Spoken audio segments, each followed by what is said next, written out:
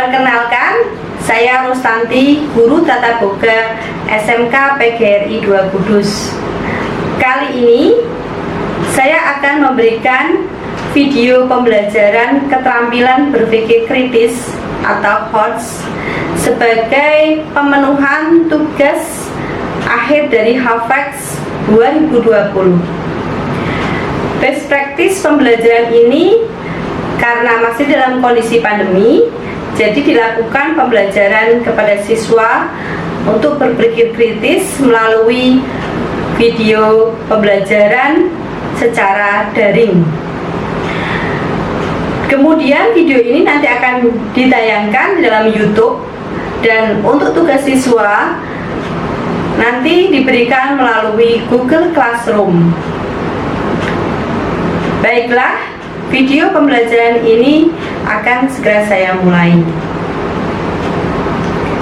Assalamualaikum warahmatullahi wabarakatuh. Anak-anak, selamat pagi semuanya. Apa kabarnya hari ini?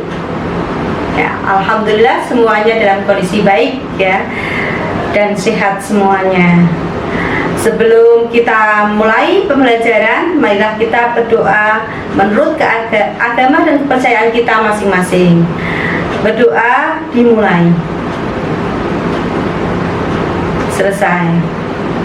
Anak-anak sehat-sehat semua ya di rumah ya. Semuanya sudah hadir?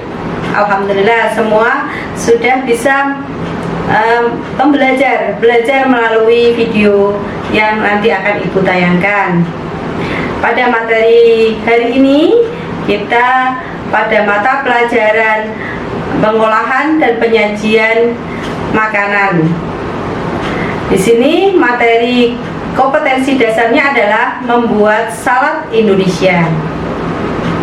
Nah, tujuan dari pembelajaran ini adalah yang pertama, siswa mampu menjelaskan tentang apa itu salad Indonesia.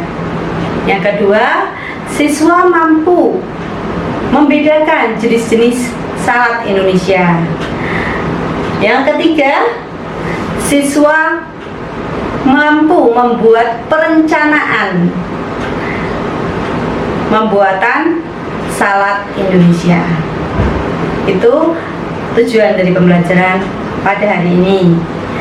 Nah, sebelum Ibu jelaskan lebih lanjut tentang materi salad ini, Ibu akan bertanya pada kalian semua, pernahkah kalian untuk makan rujak? Ya, semuanya pernah ya. Ya, ada yang tidak pernah, mungkin tidak suka dengan rujak ya, tapi kebanyakan ada suka rujak. Apalagi kalian anak-anak remaja senang sekali makan rujak. Ya, rujak itu seperti apa yang disajikan di situ? Ya, rujak itu terdiri dari buah-buahan yang dipotong-potong, kemudian dikasih sambal. Ya, itu namanya rujak ya. Nah, bagaimana kalau rujak itu dari buah-buahan namun diganti dengan sayuran? Apa namanya juga rujak? Ya, bagus. Jadi kalau rujak itu diganti dengan sayuran, bisa jadi namanya rujak, bisa juga tidak. Karena sekarang modifikasi dari rujak itu sendiri banyak sekali. Ada rujak dari sayur-sayuran, ada rujak dari buah-buahan, atau dari campuran keduanya. Nah, kalau kalian sudah bisa membedakan hidangan yang satu dengan yang lain, maka apa yang dimaksud dengan hubungannya dengan salad di sini? Nah, rujak dengan salad, apa itu? Beda atau sama? Siapa yang tahu? Ya, sebetulnya salad termasuk dari komponen-komponen yang lain, yaitu terdiri dari sayuran, dari buah-buahan, ya, kemudian ditambah dengan saus. Ya, saus dari salad ini sendiri beraneka macam bahannya. Jadi rujak merupakan bagian dari salad. Ya, betul sekali. Jadi kalian tahu ya, salad itu adalah hidangan yang terdiri dari buah-buahan ataupun sayur-sayuran bisa mentah, bisa setengah mentah, bisa matang juga semuanya. Kemudian dicampur dengan saus ya. Sausnya tadi adalah dari berbagai macam jenis bumbu atau bahan. Sekarang bagaimana taktik untuk menghidangkan salad? Ya, salad itu ada dua jenis dalam menghidangkan. Ada salad yang dihidangkan dalam kondisi dingin. Berarti buah-buahan atau sayuran itu harus dimasukkan dulu di dalam lemari pendingin.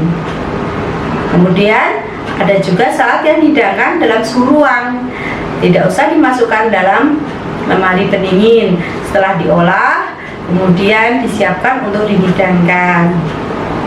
Sudah tahu ya anak-anak ya bagaimana teknik penyajiannya. Nah, sekarang apa itu bahan-bahan salad? Tadi sudah disebutkan, bahan salad itu ada jenis dari sayuran dan jenis dari buah-buahan, atau bisa juga campuran dari kedua bahan tersebut. Nah, untuk salad dari sayur-sayuran kriterianya adalah yang pertama, kita harus pandai untuk memilih sayurannya. Sayuran harus dalam keadaan segar, tidak layu, bersih, tidak busuk ya. Kalau sayuran itu dari daun-daunan, berarti harus dalam kondisi segar, hijau segar, yang kuning harus dibuang. Demikian pula kalau kita akan membuat salad dari buah-buahan, harus tahu juga cara memilih buah-buahan yang baik untuk membuat salad. Yang pertama harus dalam kondisi segar, kemudian harus kondisinya tidak layu ya, tidak busuk, tidak ada ulatnya. Itu yang terpenting kalau kita akan membuat salad. Harus tahu bahan-bahan apa saja yang akan digunakan, salad apa yang akan kita gunakan, bahannya apa saja, kemudian sausnya atau sambalnya itu apa, dari apa, gitu ya. Nah, kalau sudah tahu semuanya, sekarang dari jenis apa kira-kira sayuran maupun buah-buahan untuk salad? Kalau sayur-sayuran biasanya dari jenis kangkung, dari bayam, kemudian kacang panjang, kecambah atau tauge ya. Nah, kemudian buncis juga bisa, wortel kadang-kadang juga bisa dimasukkan dalam salad. Kemudian kalau buah-buahan itu bisa dari ketimun biasanya, bengkuang ya, lobak juga kadang-kadang digunakan untuk membuat salad. Tuh. Kemudian yang terpenting juga salad apa yang akan kita buat, jadi kita bisa menentukan sayuran atau buah apa yang akan kita pakai. Lalu kalau kita sudah tahu bahan-bahan untuk salad, sekarang jenis-jenisnya. Ya, coba kalian perhatikan di sini. Ya. Ini adalah jenis-jenis salad. Contoh dari macam-macam salad di sini. Ya, silahkan amati apa saja coba. Ya, yang pertama coba pecel ya, ini ya. Ini adalah gambar pecel. Di situ pecel itu biasanya dari daerah Madiun, Jawa Timur. Pecel itu dari sayur-sayuran seperti kangkung, kacang panjang. Kemudian setelah itu direbus, dimasak sampai matang. Kemudian setelah itu dihidangkan dengan saus dari sambal pecel. Apa itu sambal pecelnya? Biasanya dari kacang tanah yang digoreng, kemudian dihaluskan bersama dengan cabai, terasi, ya. Kemudian dikasih juga atau diberikan tambahan air asam. Kemudian ada juga ditambahkan sedikit daun jeruk, ya, untuk penyedapnya. Nah, terus yang kedua ini adalah tadi apa? Ya, gado-gado. Mengapa kok disebut gado-gado? Siapa yang tahu? Ya, karena gado-gado itu campuran ya, campuran dari berbagai macam sayur dan buah. Nah, ada juga dari hewaninya, yaitu telur yang dicampur kemudian diberi saus ya. itu namanya gado-gado. Ada juga tambahannya karbohidratnya, lontong misalnya. Gado-gado biasanya sayuran dari jenis kacang panjang atau buncis, kemudian ditambahkan tauge, daun selada, kemudian ada kentang, ya, kemudian ada telur ya, dan pelengkapnya bisa kerupuk atau emping ditaburi dengan irisan bawang goreng. Itu gado-gado ya. Kemudian di sausnya dari kacang tanah ya, kemudian yang digoreng terlebih dahulu, kemudian dihaluskan bersama dengan cabai, terus air asam, garam ya. Kemudian biasanya ada yang diolah dengan santan. Seperti kalau gado-gado yang sering terjadi pada umumnya ya. Kalau gado-gado Jakarta tidak pakai santan, tapi kalau gado-gado yang lainnya biasanya ada yang menggunakan santan.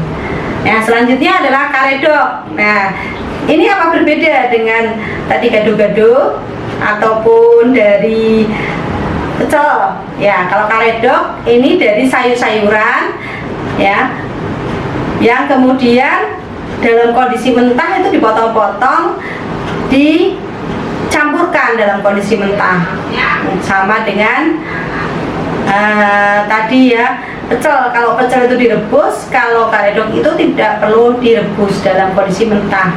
Seperti timun, kecambah, kacang panjang, kemangi ya, kadang dicampur dengan terong, dicampurkan, kemudian sausnya cabai, bawang putih, air asam, gula, dan terasi itu dicampur, dan penyajian pun dalam kondisi mentah. Ya, selanjutnya, oh ya, di sini ada lagi rujak cingur. Rujak cingur ini biasanya khas dari Jawa Timur juga ya. Nah, rujak cingur itu sama dengan rujak yang pada umumnya. Ya, ada sedikit perbedaan. Kalau rujak cingur ini selain buah-buahan, ada juga sayur-sayuran di dalamnya. Jadi dengan sayuran atau buah, contohnya adalah ketimun, bengkuang, kemudian mangga, ya, kedondong, terus sayur buahnya itu tadi ya, kedondong, timun, kemudian sayurannya kacang panjang, kangkung, ya.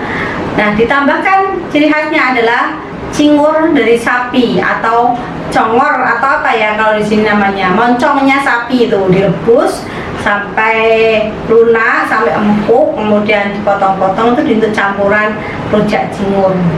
Kemudian sausnya itu ada kacang tanah yang digoreng, dihaluskan, kemudian ditambah dengan petis, cabai, gula Jawa. Nah, itu dicampurkan seperti halnya rujak pada umumnya. Hanya ada tambahannya adalah ciri khasnya adalah bumbunya atau sausnya itu adalah petis tadi.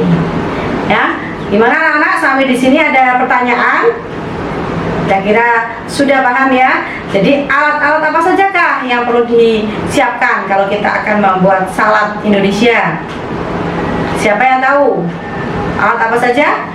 Ya, seperti kemarin ya, kalian sudah mengenal alat pada materi pengenalan alat dapur ya. Yang pertama adalah panci, ada wajan, sutil, ya, serok ya, untuk meniriskan.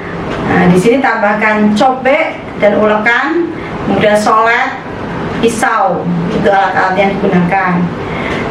Ya, kemudian bagaimana penyajian salad yang baik dan benar?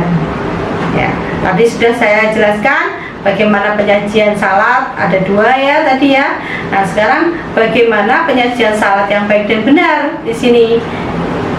Ya, tentunya yang pertama adalah salad dihidangkan dalam kondisi masih segar ya, supaya apa, tetap renyah ya. Kemudian yang kedua adalah sayuran atau buah-buahan itu dipotong-potong ya, sesuai dengan keinginan, tidak terlalu besar dan tidak terlalu kecil.